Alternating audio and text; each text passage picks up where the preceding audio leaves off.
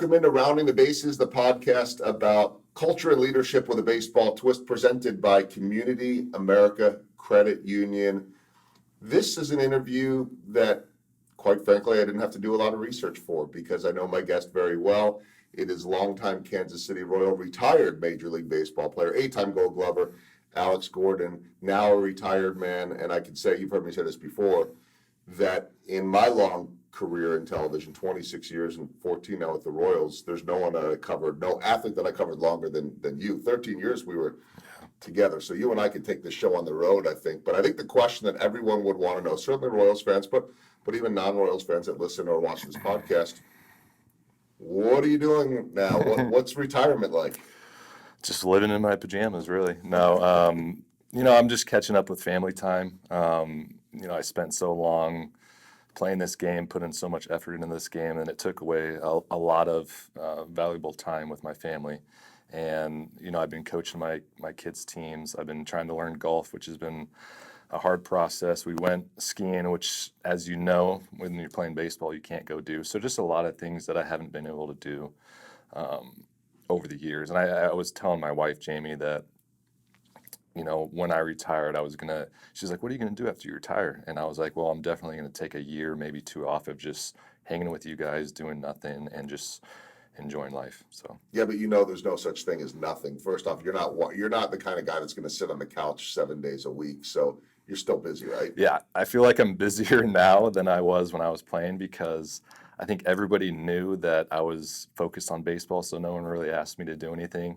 And I think everybody knows now that I have nothing to do, so everybody's asking me for golf charity events, interviews, stuff like this, just little stuff. Nothing that's like crazy busy, but just little things that I'm excited and happy to help out with. Yeah, you're out there a lot, which I do want to talk about, and I talk about regardless, but with our sponsor, with my sponsor, our partner, Community America, being so community related with the Chiefs and Royals and Mahomes, and they've got something with Witt. You are so in this community, and were beforehand too. And I think that's a package deal. You and Jamie, but let's talk about that because you chose to stay here. You certainly earned the right and made the amount of money to go anywhere in the country or the world for that matter. You could certainly go back to your home in Lincoln, Nebraska, or go again somewhere nice in California or Florida or wherever. Why stay here and why be so involved? Well, I was pretty fortunate in 2005 to get drafted by the team that I grew up watching, and that was so close to home. So to be able to get drafted by that team and then be able to spend my entire career with the Royals in Kansas City, it just felt like home from day one. And we lived here in the off season at the beginning, but then when we had kids in 2010, we made the transition back to Nebraska, where the grandparents were, to kind of help with babysitting. And, we did that for a couple of years, but then when I signed my contract in 2015, we just felt like kind of a void being gone from Kansas City in the off season. We came back here and we've just established a good community here with friends. Our kids are in activities, sports, and all that kind of good stuff. So it's just something that's feels natural for us and that we're happy to be a part of in this community. I'm sure people now are seeing you more. I mean, you talk about being asked to do more things, but you're going to be more visible in the community than, say, at Kauffman Stadium because you have more time to do that. Mm-hmm. And you've dealt with this your whole career, that people probably become surprised that they actually come face to face with Alex Gordon. Yet you're kind of like every dad I know, right? I mean, you're in the carpool pickup line, 3 kids, you're coaching your kids, right? Does that surprise people that, hey, he's just like everybody else? I think people are surprised when they see me doing those type of things. And a lot of times people don't recognize me just because I think I'm not playing anymore. I'm kind of out of the spotlight. And I think the other day I was taking Max, my oldest son, to practice, and it was at Blue Valley North. And there's a kid, and I got out of the car, and he's like, hey, Alex Smith, can I have an autograph? And I go, close, buddy, but no, that's not me. And then he kind of just walked away, and I was like, that's kind of nice, just to not be recognized like that. But It's a little different now that I'm not playing, and I kind of like it. I kind of like going under the radar a little bit, especially when my kids and my family's around. It's funny you say that too. I don't know Alex Smith, although he's on my radar to get on this podcast. We'll make that happen, I hope, at some point. So I will ask him when I have him if anybody in the community has ever called him Alex Gordon. I bet it's happened. I've actually known Alex Smith, not really well, but in 2005 when I got drafted, we were with the same agency and we went to the ESPYs in a limo together. So I kind of got to know him then, and that wasn't actually the first time someone's called me Alex Smith. I got called once in a grocery store and then once just randomly somewhere else. So I guess I don't know if it's the beard or what, but we kind of look alike. So. What's your answer, by the way? One time I think I said I wish. The other time I was just politely said no, and then the other day at Blue Valley North I don't even remember what I said to the kid, but I was just kind of thrown off a little bit. I never know what to do with that because sometimes people will be like, "Hey, we recognize you from somewhere," and my wife always says, "Well, we'll just tell them who you are," and I'm like, "Yeah, but if that's not what it is, then you feel kind of stupid." Like, Yeah. well, I'm the guy on TV. No, it's not that. Yeah. Oh. So I never know what to do with that one. The only one I know what to do is, and this is how people just, they know who you are. Like they know it's Alex Gordon, but they panic and they, Alex Smith, or they, their mind plays tricks because they're not expecting to see you. I mean, people call me Rex, like Rex Hudler. Yeah. I don't look like Rex Hudler. That's when I tell them that I'm better looking. I had a situation in Nebraska in the offseason. There was some guy claiming that he was me. I guess he had the beard, and it was right after 2015, so it was kind of a popular time. And he was at Hooters, and I guess he was like had a line, and he was signing autographs and getting free drinks. And the only reason I know this is because a friend of the family told me about it. And so I kind of always thought about that, and I was like, well, the kid called me Alex Smith. I could actually be a jerk, and like then he could walk away and be like, oh, I really hate that Alex Smith. But I always wanted to be polite and take the high road. So it was a pretty funny story. That's the kind of guy that you are. There's so much we could talk about, and this is, more a business podcast than a sports podcast. We'll marry it all together. But really, I love with so many of the CEOs and entrepreneurs that I talk to talking about leadership, and you're the perfect example of, I think, leaders operating in different ways. Like a lot of times we think about the leader as being the loudest person in the room, or maybe not the loudest, but some of those, certainly in the sports world, those rah-rah speeches, and you were never going to be the loudest guy in the room, although I think that you were capable of it when you wanted to be too. Two questions. One, at what point in your career did you feel comfortable taking on a leadership role? And two, how did you go about that? I felt like it had to be earned, not just by what you said, but what you did, on and off the field. And I feel like I didn't achieve that until maybe after 2011. I kind of came up with the high prospect in 2007, 2008, did okay, and then had the injuries.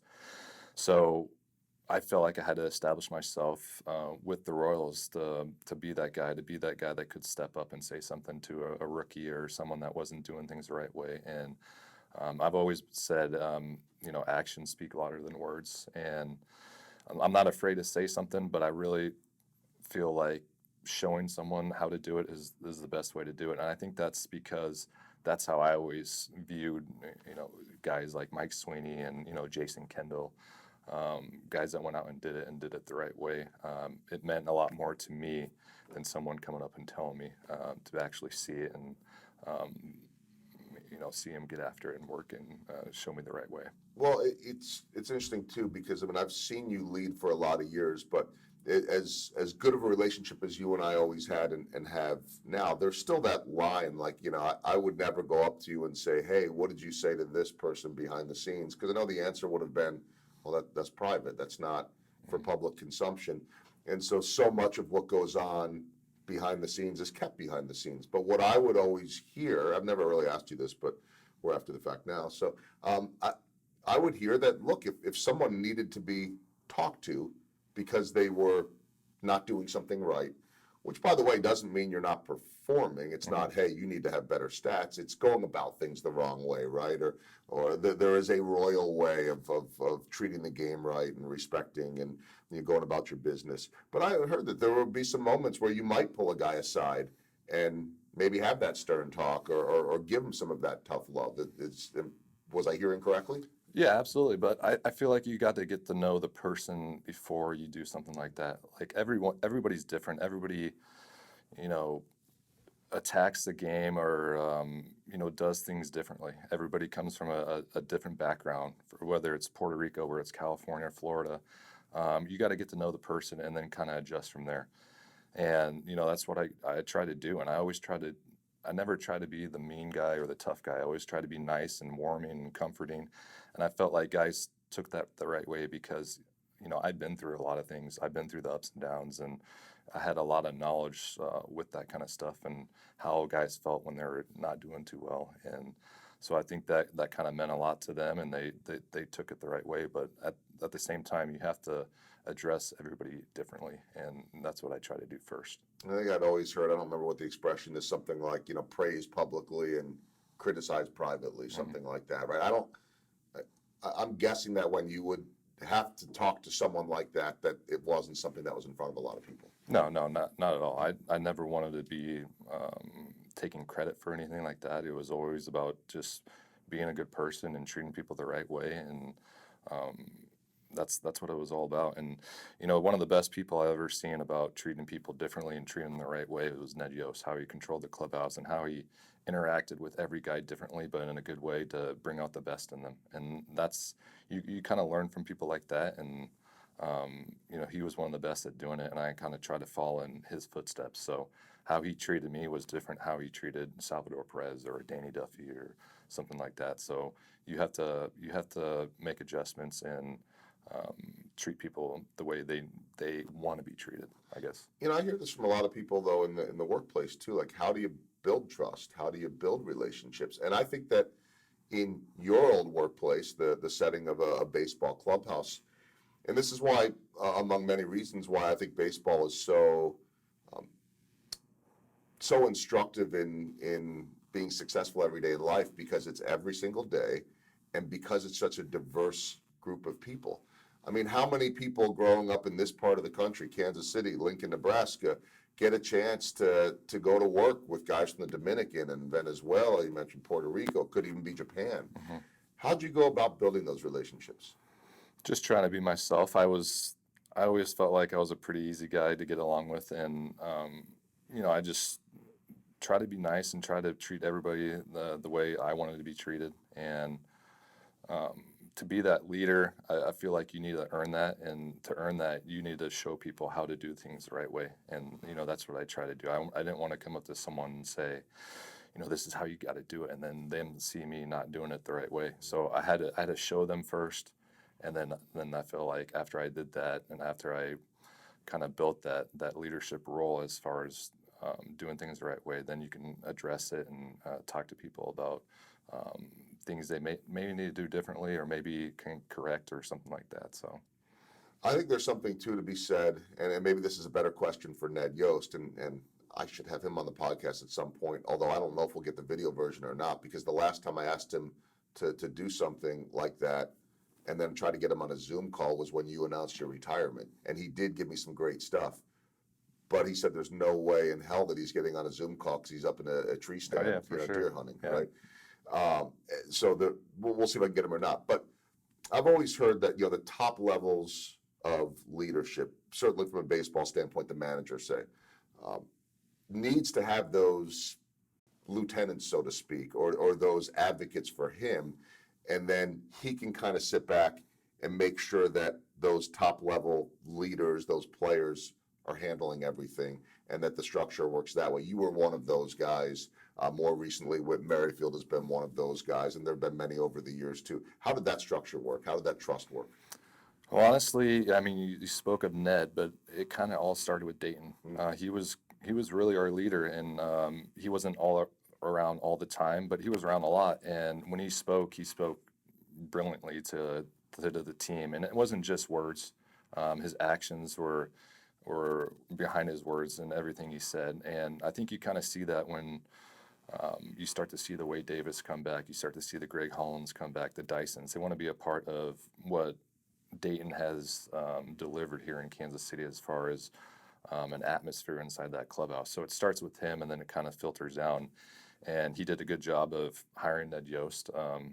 And then obviously it went to Ned, and then it kind of filtered through the clubhouse. And during the winning times, everyone would ask me, are you a leader? And I was like, I really don't say that much because I don't feel like I have to. Where we had the Hosmers, we had the Salvies, we had the Mooses that led. Everybody was leading in some kind of way. So it was just everybody doing their job and going about that business. But it started with Ned kind of creating that atmosphere with Dayton on top. However, the Hosmers, the Moustakas, Eric Hosmer was, I think, a born leader, but I think you were too. It just, again, in different ways, right? Hos was the kind of guy that was going to be vocal and a big personality, right? And we know what Salvi is, and Moose was going to be fiery. Hosmer was, everybody always asked me who was their favorite player. Hosmer was hands down my favorite player of all time. And he wasn't my best friend. I'm not saying that like. Now, you guys didn't hang out a ton. We didn't hang out at different points in life. I respected him in so many ways because of what you just said. He was a natural leader. He treated everybody with great respect. He was a leader, how he produced on the field, how he ran the clubhouse, just everything he did about playing every day, getting ready, and then taking questions after the game. He was just the overall perfect example of a leader. And I remember when he was a free agent, I kept texting him. I was like, hey, we need you back. We need you back. And I was trying to pull for him to come back because obviously I just told you he was my favorite player, but it didn't work out. But what a stamp he left in Kansas City. Did you feel that there was a void when he left that you needed to fill, or no? A little bit. There was a void because not only he left, Kane left. We actually got Moose back. Wade left. All those guys left. So there was a void. So guys like Duffy, guys like Sal, me, we felt like, okay, now it's, this new wave starting to come up. We need to start, speaking up and doing a lot more. And, I feel like, as the years went, 18, 19, especially 20 is when I started speaking up more. I wasn't playing that well off the field, but I was trying to do everything I could inside that clubhouse and trying to be a leader. There's something, though, like all those guys that you mentioned, and I know you're being completely sincere about it, those were, I think, all bigger personalities than you, although I've seen you do that too. It's just not your style. But every one of them would say when asked who's the leader of this team, on the record, off the record, it's Gordo. Oh, it's Gordo. And you knew that. You heard that. Everybody in that clubhouse in I would say the last 3, 4, 5 years would say this is Alex Gordon's team. That has to feel pretty good and a lot of responsibility coming with that too. Yeah, and I never viewed it like that though. They would say that, and I think it's because of my parents. I was very humbled growing up. I was very brought up in a hardworking family, and I never viewed myself as the guy, I guess I would say. So, like I said, I just try to do everything in the right way and go about my business the right way, and I think that's why guys would start to say that. They started to see it, and it was nothing I was trying to be that leader. It's just kind of my personality and how I was, I guess. I am fascinated by the different types of leaders, and we talked about you being different than Hosmer, and Salvi's his own thing. No one's going to match his energy for sure. But you go from, really I think you had, 4 managers in your career, but you essentially had really one. Ned Yost was the one that was there for the most part, but you ended with Mike Matheny, who's a totally different type of leader, I think, at least from, I'm more on the inside than a fan, but I'm on the outside compared to obviously what you guys are. You're in there for that opening day speech. By the way, for people that don't know, baseball doesn't have those rah-rah football speeches. You don't, what did Ned Yost always say? Meetings are for losers, something like that, right? You have meetings to prepare for a game, but there aren't rah-rah speeches unless maybe something's going really poorly and you need to shake things up a little bit. But what are the differences in leadership styles from a Ned Yost to a Mike Matheny? Because I always think that's really interesting. Well, I will tell you this. Ned Yost, I already talked about his leadership as far as how he handled each guy and how he handled that clubhouse, which was amazing. But he would, I think later on in his career, he kind of got a little bit more mellow. But during the 13, the 14s, when we weren't playing well, he would get after us, and he would have those meetings where he would fire us up, but also call us on what we weren't doing well. So I think over the years he kind of changed. He got a little bit more mellow, but seeing Matheny now how he is, he's more intense in a good way. But Ned Yost still had that in him in the younger days. We had a lot of hard times, a lot of losing streaks where Ned would have to call us in the clubhouse and kind of get on us, and it always sparked us because we respected him so much, and we had that relationship where we were all friends, we were all family in there. So it was always good. It's a different. It's different personalities with Matheny and Ned, but they're still both great leaders in different ways. And I kind of wish I would have been able to play with Matheny a little bit longer. I wish I would have read his book before I had him as a manager, because at first I was trying to kind of feel him out. But if you read his book, that's just how he is. He just takes everything at 100%, everything in life, and it's no fluke in what he does. And Dayton did a great job of bringing him over here from the Cardinals, having him here for a year, and then kind of taking over when Ned left. So the Royals are in good hands for this year and the years coming with Matheny. I'm sure people are wondering about that. So a couple other things I wanted to hit on, and these were out of my book, which sounds very like I'm promoting myself. I guess sure, if anybody wants the book, you should know where to find it. Amazon's a good spot. JoelGoldbergMedia.com. Okay, anyway, I wrote about you in a chapter, Yeah. and I know you read the book, or at least parts of it, or at least you opened up a page and took a picture and sent it to me to make me think you read. But I think you did. Hitting the curve. I actually had COVID on New Year's Eve, so I had about 6 days in my basement from the family. I remember you texting me that. Yeah. And I opened up your book and just kind of started reading and had a lot of free time. So it was a great book. You love reading about those things, those experiences that we had, and just kind of reflecting on all the good times. Well, and I wasn't looking for the compliment, but I'll certainly take the endorsement. But I could have written about you in a number of chapters, which was really the common theme from a lot of the people in and out of the business and baseball world that I wrote about, because so many of those small ball topics really applied to almost everybody I wrote about. So you were in hitting the curve. You could have been in the don't give up chapter. You could have been on the passing it on, everything that you learn, and mentoring chapter, on and on and on, building trust. But I think, and again, one of the things I love about baseball is that it's every day. So it's much more like everyday life in terms of having to come back tomorrow and the next day and the next day. And it's very much a sport more than any other of failure. And we all deal with failure in life. So you're supposed to be the next George Brett, and there's some struggles going on, and they send you back to the minors, and you come back not as the next George Brett at third base, but as the greatest left fielder in Royals history, and probably the best left fielder of your generation. What was that process like? I know I wrote about it, so not everybody has read that, but how did you grind through that? Just my upbringing with my family, and I think with my upbringing, the hard work, just the moving forward and being humble was a great thing that my parents installed in me, my mom and my dad. And I think it started in high school. I was a high prospect. There was a lot of scouts coming to see me in high school, and I can't.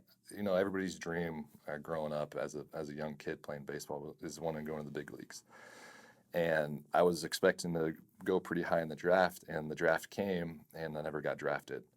And it was kind of started there, where a little bit of adversity, and then so I kind of went, a little tunnel vision in college, where everything I did, I wanted to get to the MLB, and so everything I did in life was surrounded by that goal to get to the big leagues. So I think it all started there, dealing with adversity, and then obviously going to Kansas City with the pressures of George Brett and all that. It was a little bit higher and a little bit more extreme, but it was kind of the same thing. It was just, life's going to throw you adversity here and there, and it's how you deal with it. I'm going to have adversity going forward without baseball, and it's how I approach it and how I deal with life, and it's just about putting in the hard work, keep focused, keep staying positive, and that's what I did. Luckily, I had a lot of people that were surrounding me during those position change when I went down to AAA. The Rusty Kuntz, Dayton Moores, Jursch was down there as the manager, and I had a lot of good support. My wife Jamie was with me, so a lot of people pushing me, but at the same time, it was almost like that tunnel vision I had in high school. It was just like, okay, this is a curveball that, that life of God has thrown at me. How do I adjust to it? And, I put that tunnel vision on. I just put that work in, and, um, I got back there. And when I got back there, I still had that tunnel vision from years and years. It was just like, I'm going to put that work in every day. Never going to take a day for granted. And, that's kind of how it all started, I guess. The other chapter or topic that I wanted to talk to you about, and it's really one of my favorites just to live by in life, is I think the chapter I called "Passing It On." The guy featured in that chapter was actually Giordano Ventura, and it was just my own personal story of watching him mentor young Jorge Bonifacio, and something I didn't recognize at the time until after his death, that he was trying to get him in front of a television camera just to expose him to what that might be like. And I didn't know, because Ventura was just always messing around, and I thought he wanted to do this interview with sitting on Bonifacio's lap and was messing with me. But anyway, um, I I know that you would share your knowledge with so many others because you learn these things. Like, I find myself now, having been around for so long, looking at a young reporter and saying, "Hey, good job with this," or "Hey," just throwing them something every now and then that I think they can use, and not being pushy with it at all. How, how much did you enjoy that role? Because I heard a great story that when you retired, I reached out to a ton of people, and it's a testament to you, and I hope just a little bit to me, that every single one called me back. Yeah. So I had built at least enough of a relationship with these guys that they would return my call, but they wanted to be able to talk about you. Eric Hosmer, Mike Moustakas, all getting ready for games with their own teams. Gerard Dyson, your buddy Jeff Francoeur, on and on and on. Ned Yost. But Haas says, "Oh, from day one, Gordo took me under his wing.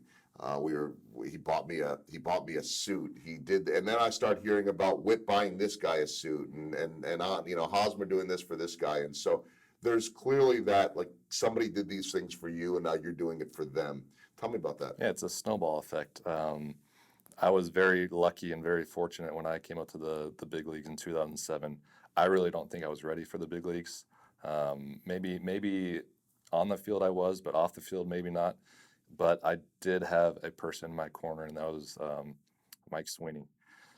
He told Jeff Davenport, who was our clubhouse guy, he was like, "Put Alex by me, next to me in the locker room," and he took me under his wing, at home, on the road, and showed me all the ins and outs of the big league life and how to do things the right way. So it's just passing that torch down to maybe a Hosmer, and then Hosmer passing it down to Whit. So that's why I feel like this organization, this team was so good for those couple of years, is because we had that relationship, we had that support from each other.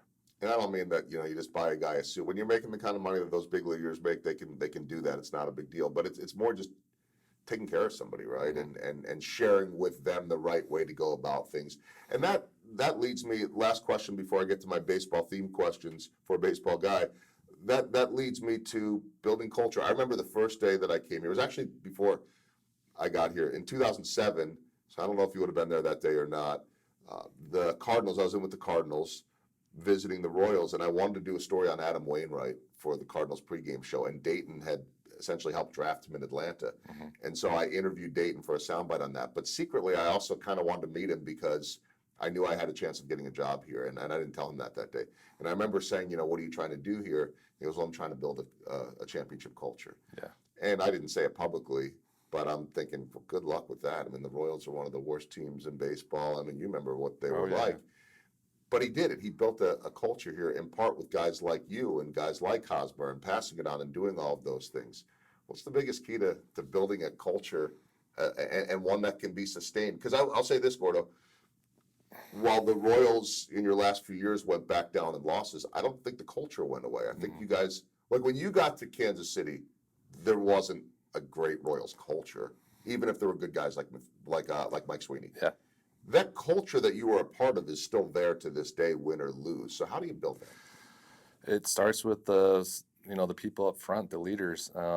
As you said, when I first got up here, we had some great players. I'm not to put anything against those guys, but a lot of talent. We just didn't have that culture, like you said, and I felt like we didn't have guys pulling for each other. Everybody was playing maybe for themselves, and then I don't want to make anyone sound bad, but when we brought Ned Yost in, it was like there was a change of tune.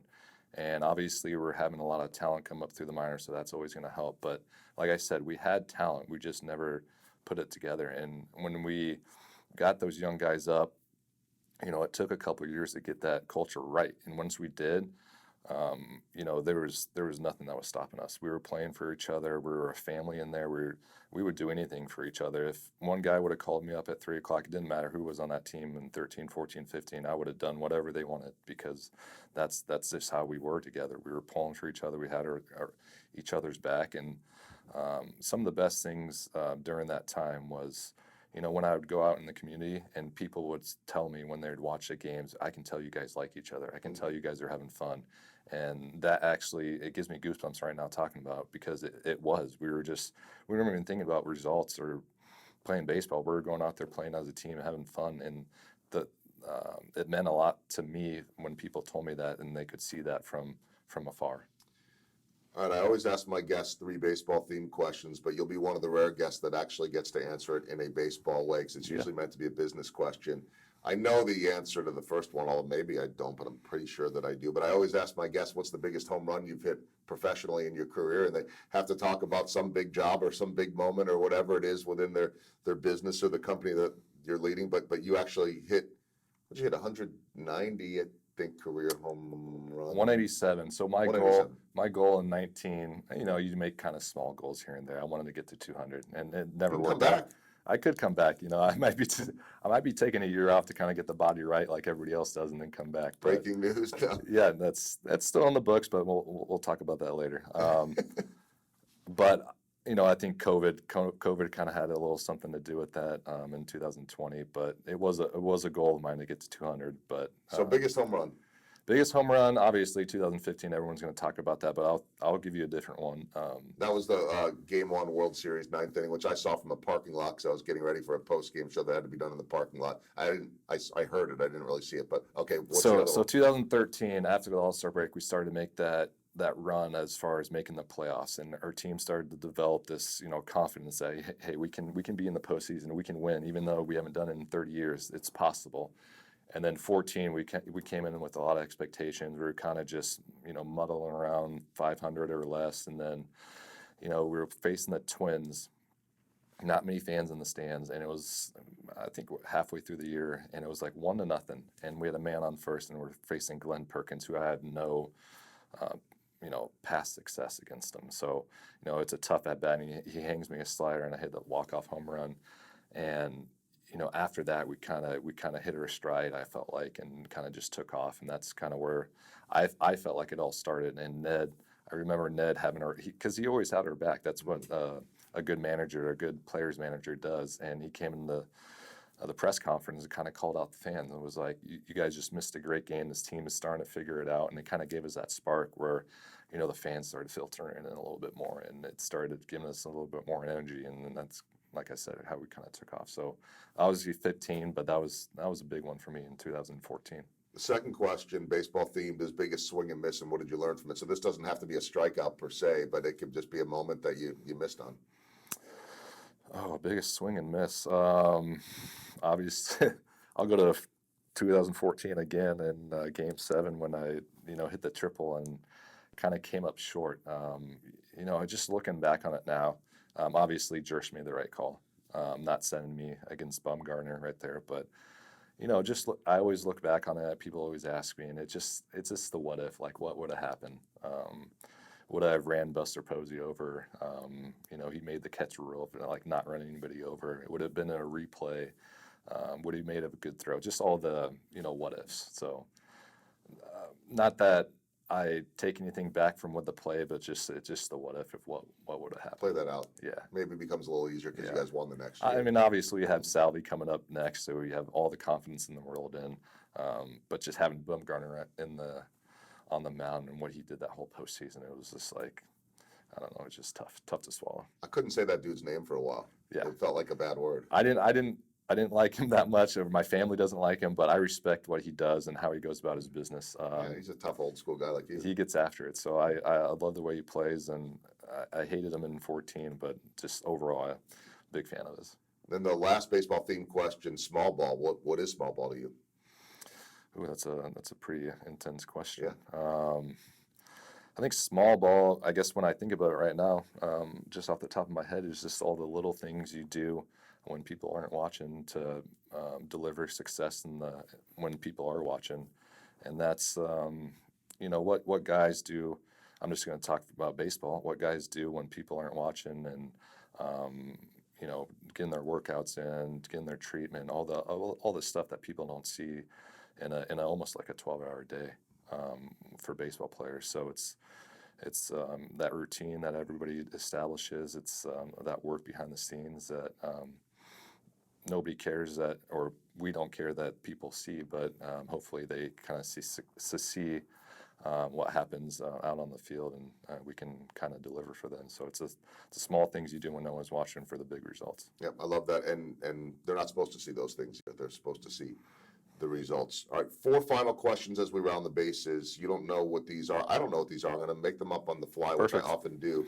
Although I've had one in my head for a while because it's the one that you get everywhere. I guess it'll be a 2-parter, so I don't kill 2 questions here. What kind of shape are you in right now? Like, I feel like you have the same body fat that you did when you played. So what kind of shape are you in? And have you started eating any kind of sweets? I do. I haven't just gone all sweets or all pizza. I think that's what everybody wants to hear. I've had, I think, about 4 or 5 nights where I've just crushed pizza, which I've never done when I was playing. I was always, like I told you, I had the blinders on. Part of being the best player or getting into the big leagues was, eating right. And I would never, Jamie always says I have the best willpower, Jamie, my wife, willpower of anyone that she knows, where I can just say no to something that is gonna affect, or maybe affect me, maybe not. But anyways, I'm rambling. But versus a guy like, say, a Gerard Dyson who's just crushing any type of. Yeah, but he's shreddy. He looks great, and I don't know. I always had that work ethic from my parents, like I said, and pizza, ice cream wasn't part of the plan. So, but I've had 4 nights of pizza. I've counted Total since you've retired. I've counted a little Minsky's, a little Martin City Pizza. Thanks, we're welcome for the shout out. Valentino's back in Lincoln. So it's been good, but I still eat healthy. I still work out a lot. But I'm not in the baseball shape. Like, I go out with my kids and I play baseball and I run around. I'll be like, oh man, I think I just almost pulled my hamstring or something like that. So it's a different kind of workout now. It's more sore back, laid back, relaxed. Yeah.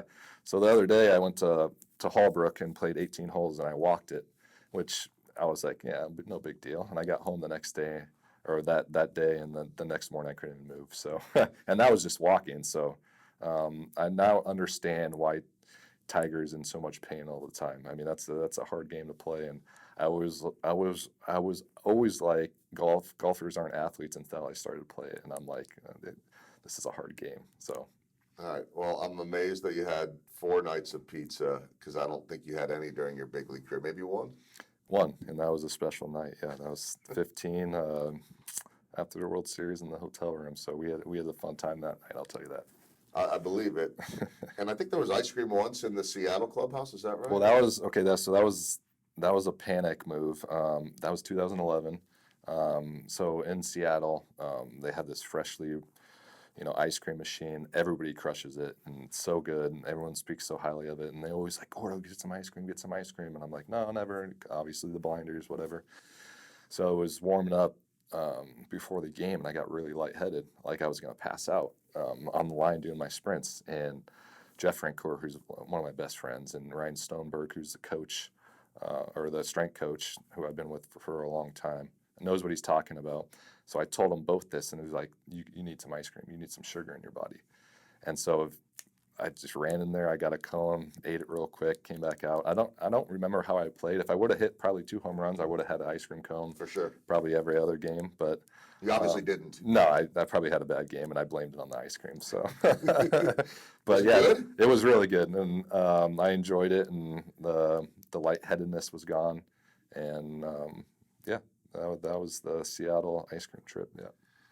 I have pizza 4 or 5 times in 1 week, I'm sure, at some point. But anyway, I'm probably like most people. I know you get asked that question a lot, but I didn't think that suddenly you were going to be a guy that was crushing. There's another time I had a little bit piece of dessert, and it was, I'll never say no to like a little cute little kid, asking me to do something.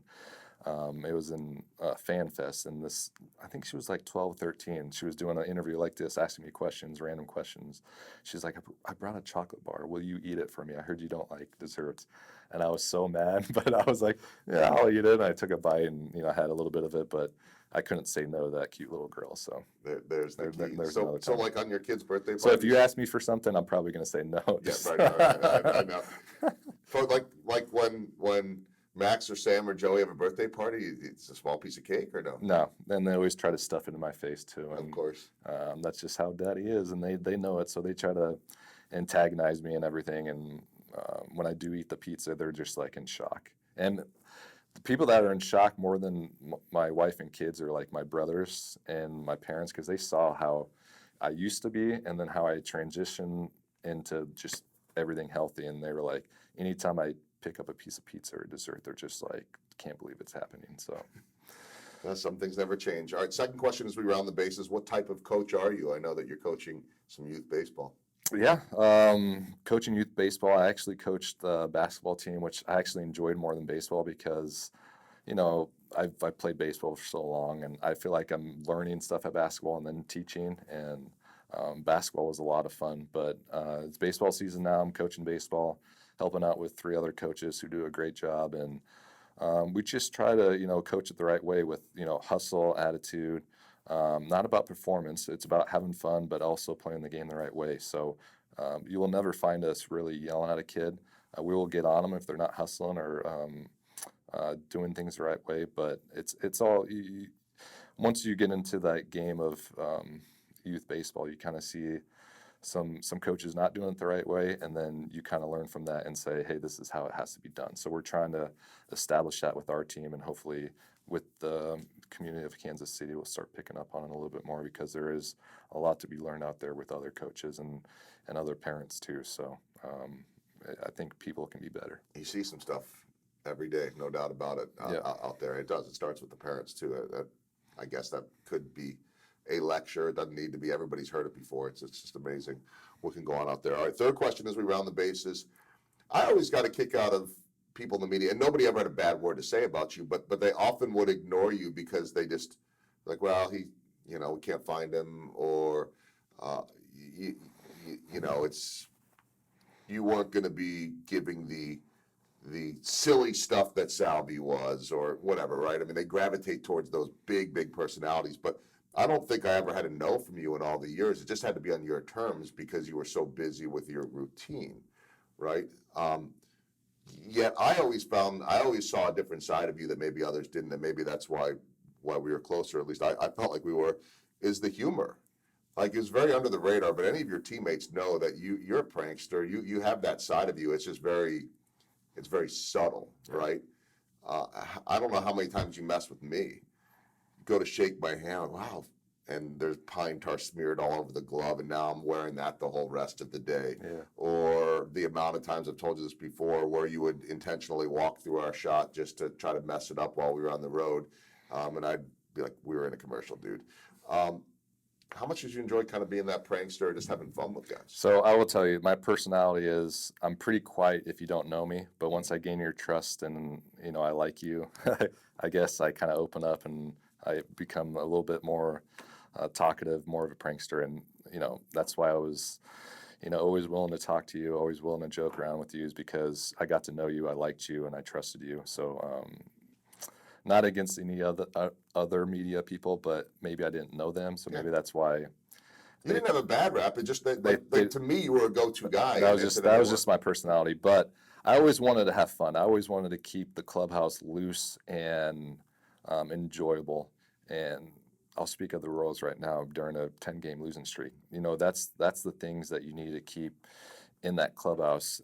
There's so much focus on baseball and winning, and I talked about it earlier. That's what made our team so great in those 14 and 15 years, is because we weren't thinking about that kind of stuff. We were just all together having fun and playing the game that we loved. And I was pretty fortunate to be where I was, to play the game that I love all my life. And I hope people saw me just enjoying it, having fun. And one of the pranks, which I'll talk about it right now, but it's kind of a little inappropriate. But It's okay. It's a podcast. I think you got it maybe once or twice. So before a game, they'd call our names out, and I would always be like the last one to come out of the dugout, and people would give me a hard time because they were like, "Oh, Alex wants to be the last one. He wants to be recognized," and that was just us having fun. But I'd always have my glove in my hand, and I guess you would call it the cup check. I would always hit a guy to see if they were wearing a cup, and everyone, if you didn't know, you would get it, and then you'd learn your lesson. But when that announcement came on, everyone like spread like away from Get me. away from you. Either that, At or least the guys without a cup on. either that, or just covered up. And if you got it more than once, I would always say you got to learn your lesson. And it wasn't picking on anybody. It was just having a good time. And I wouldn't hit them that hard, so it wouldn't put them down to the floor. But it was just having that just fun attitude in the clubhouse and just enjoying the game. Things you can only find out here on Rounding the Bases. Oh, I got all kinds of stories. I but mean, there's no length to the show other than the fact that as we're recording this right now, I have a day game to get to. So Right. I suppose that there could always be a part two. You never know. But that's the beauty of baseball. These guys being around each other every single day. You have to have fun. You've got to be able to make fun of yourself and to be able to have not every moment, right? But to be able to. I wrote a chapter on this in the book to be able to read the room and read it right. Yep, and just developing that culture in there. And like I said earlier, you're going to come from different cultures with California, Puerto Rico, and everything. You might not like every guy in the clubhouse, but you need to treat people the way you want to be treated, I guess. And that goes a long ways in the having the right team, having the right atmosphere in there, and that's what we did.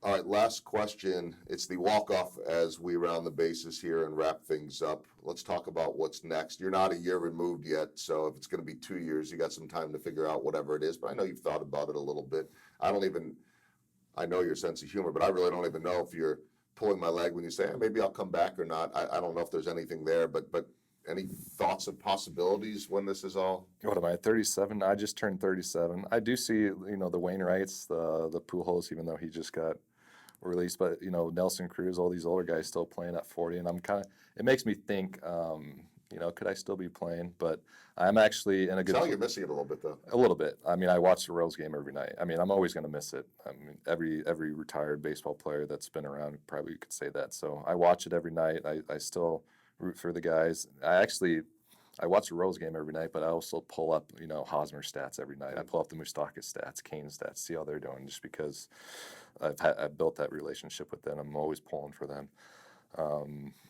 But yeah, I'm in a good place right now. I'm enjoying my life. I think when 2020 hit, if we would have played out the season, I would have had a good year. We would have played well. Who knows if I would have played in 2021, but just with the COVID life and being home for a summer, which I've never done before with the family, and being almost locked in the house with them, I kind of realized what I was missing and what I was looking forward to when baseball was over, because they were getting at that age where I wanted to be around, and it kind of just clicked the light in my head. And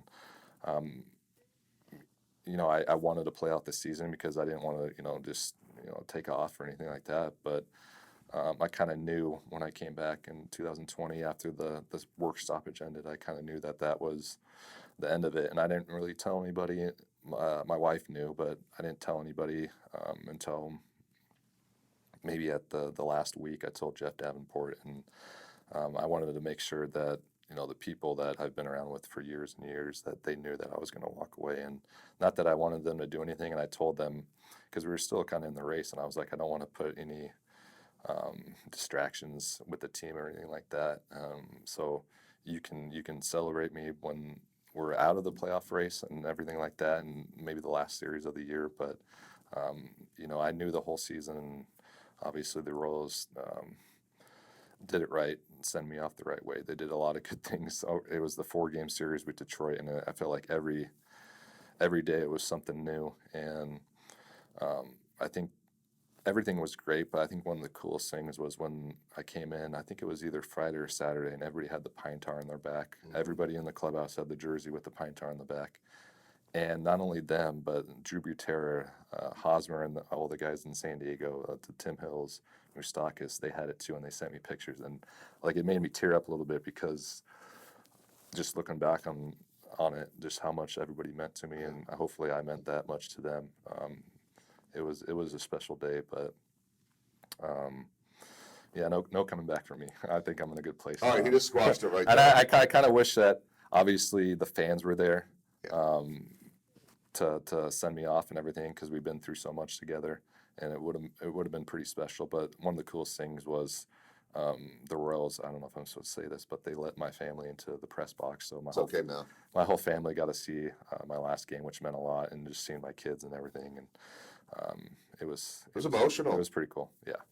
I was emotional just talking to your mom. Yeah, and I remember Matheny was the last game. I didn't even know if we were going to get the game in because it almost got rained out. And Matheny was like, "You're leading off." Or he asked me, "Where do you want to hit?" And I was like, "Lead off," because that was probably my favorite position in the batting order when I was playing, just because I loved ambushing that first pitch and hitting a homer. And it was actually Zimmerman who I've had many at bats against, and that's what I was trying to do that whole at bat. So I've never really gotten into a bat. The whole at bat trying to hit a home run. That's what I was trying to do, and I ended up striking out. So I started my career with a strikeout and ended with a strikeout. So it's just kind of how it worked out. One was a standing ovation after a strikeout with us a little before. I got to stand over my family's. And you would have had a standing ovation with everybody else if they had been there. It was like I think your mom had said that what did she say, that she cries over like Beauty and the Beast or whatever she said, like she cries over anything. Yeah.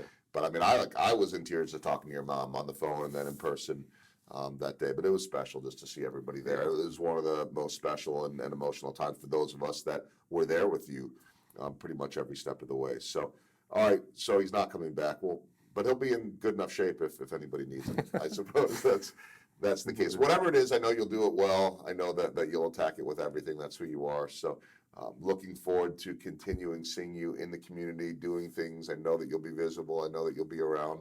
And I hope that you continue to enjoy the family time and the retirement and eventually get that golf game where you want it to go. Absolutely. So I think the Royals have a game at like 1:00, so we got to get out here and hopefully can end that 10-game losing streak. Yeah, so. we're recording this as the Royals are in a 10-game losing streak, and so maybe this will be the good luck thing that breaks. Then he's going to have to meet with me every day if they end up winning and have some ice cream or something like that. Real quick before we get out of here, a couple of shout outs for me. One to Jennifer Dehan at Velocity, who lent us her office to be able to shoot this, so we didn't have to do it virtually. Get to be in person here with Alex, and you can watch the YouTube. So you can go to my YouTube page. That's easy to find. Links in all the show notes. And to Al Landover and KCAV, Kansas City Audio Visual, KCAV.com. They do a lot of the work for me in terms of my lighting and my setup in my home studio, and he shot that here today as well. So thanks to Alan and KCAV, KCAV.com. Gordo, it's always fun. Glad to be able to catch up, and congratulations. You know how I feel about you, so I don't need to go through all that again. But congratulations on everything, and I'm grateful for the friendship. Yeah, happy to be here. So thanks for having me. All right, thanks, Alex. Yep.